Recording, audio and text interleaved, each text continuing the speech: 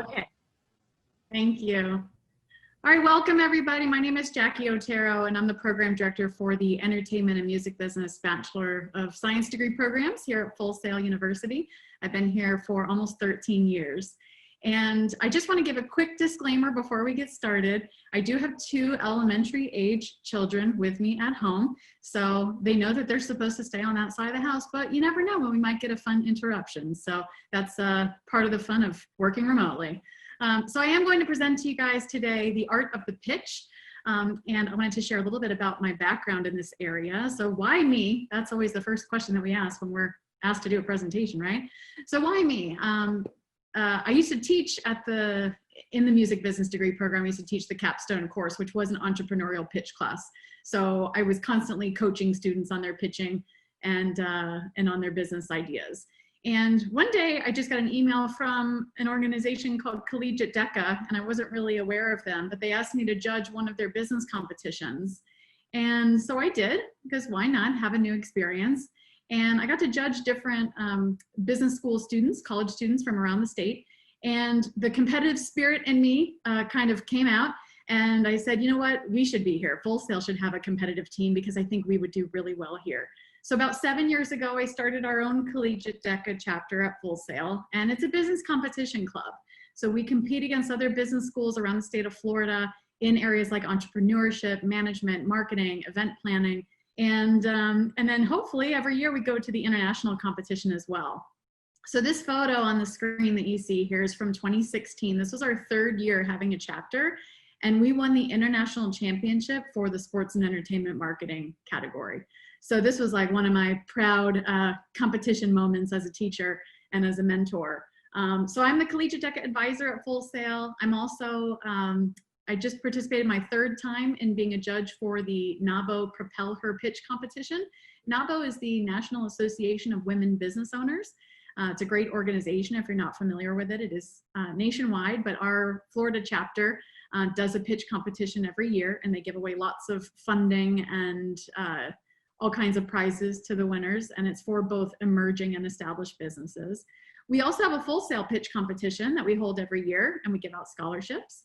And I'm also a music business consultant still. So in addition to everything that I do in education, I do still work with clients on the side. I used to have my own business doing artist management and music licensing. So I used to constantly be pitching my artists for opportunities. I don't do that so much anymore, but now I'm more on the coaching end of coaching and mentoring other people to pitch. And I'm glad that it sounds like a few of my students are joining today too. So hi, everybody. So first of all, I wanted to address the difference between a pitch and a presentation, because a lot of times they're used synonymously, but they are slightly different. So a presentation can be about anything. My son just gave a presentation to his 3rd grade class about seahorses, right? So he wasn't trying to convince them to do anything with that information. It was just simply an exercise in him doing a bit of public speaking and presenting information. So typically a presentation has some kind of visual element.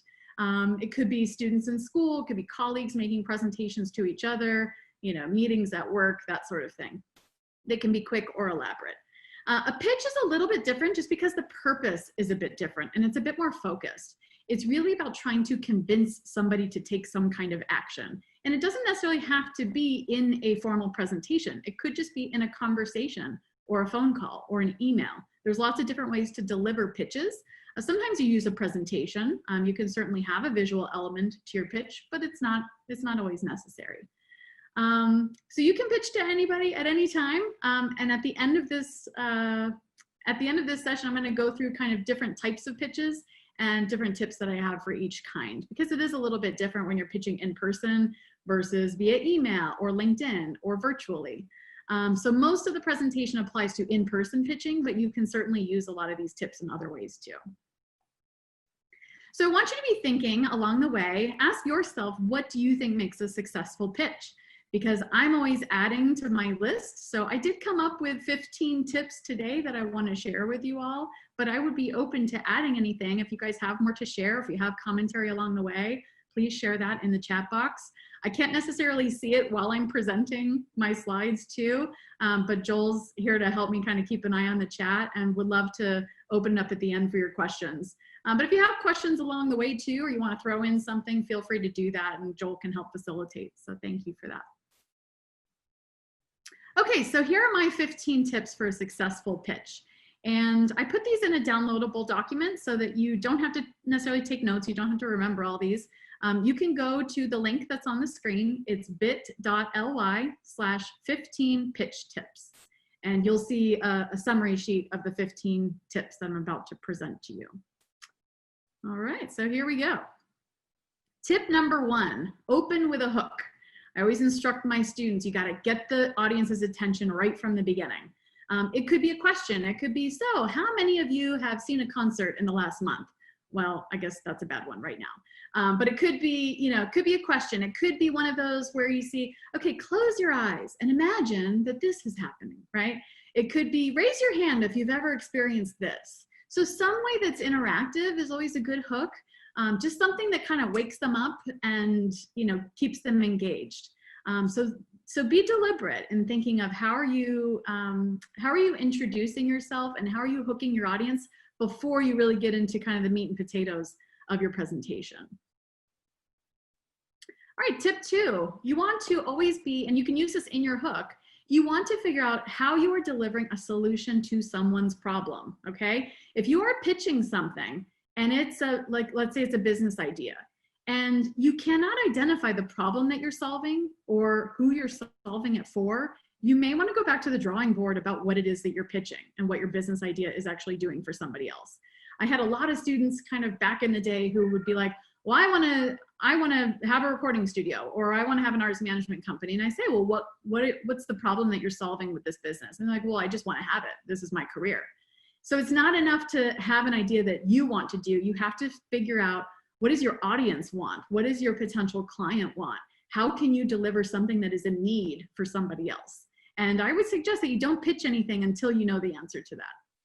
So one of the exercises that I like to do with my students is to look at points of pain. This is a quick, useful exercise in identifying problems and potential solutions. So what is the point of pain that you're experiencing?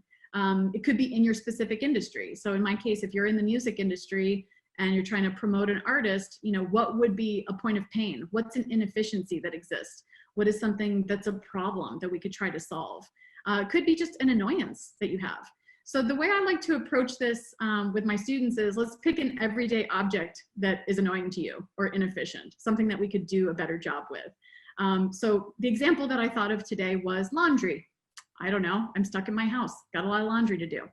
So when I think of an annoyance or an inefficiency I have with my laundry, I have these 2 big state-of-the-art appliances, but every single time I've got to dive into one when it's done washing and then put it all into the other one. And it's not like my most favorite thing to do. And sometimes I forget about it and it just sits there, right? So I think, technology is probably at a state where we could combine this into one machine already, don't you think? So to me, that's an inefficiency. That's an opportunity that maybe we could pitch to Samsung or one of the appliance makers to say, how can we make this more efficient for people? How can we solve a problem? How can we combine washing and drying of clothes into one product or service? So it's a good exercise to do. I do that sometimes with, we've done it with toothbrushes. What are the inefficiencies of toothbrushes? Well, let's think of a problem to solve and think of a solution. It's a good way to practice your pitching technique too, is to identify problems and present solutions. All right, tip number 3, know your role. This is my favorite kind of role, but not the kind I'm talking about now. This is vital in our DECA competitions because they are primarily role play scenarios. So they're actually given a case study in their selected category and they're given a problem. They're told, this is your role that you're playing. So maybe you are the marketing coordinator for this company. And here's a problem that you're going to have to solve. They have to come up with solutions and then pitch it back to, the VP of marketing at the end of 1 hour, for example. So you have to know who you are in this scenario and how you relate to your audience, okay? So why are you the right person to deliver this? What makes you the expert that they can trust? We often buy into the person that is pitching something even more than the idea itself. Like if you believe in the person and they instill confidence, oftentimes you're sort of like, well, the idea needs some work, but I believe in you and I want to invest in you as the entrepreneur or as whoever the person is that's pitching. So really be confident in your role and what you bring to the table.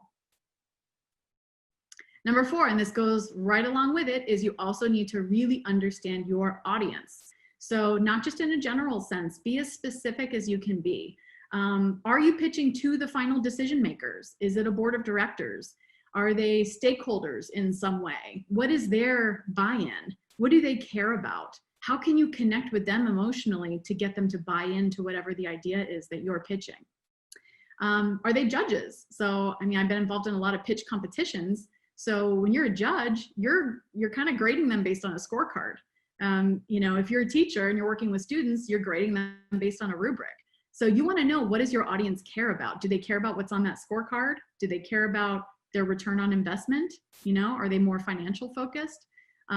Really know kind of how to tap into those desires that they have. Also, a good exercise to do is to try to anticipate what questions they are going to ask you.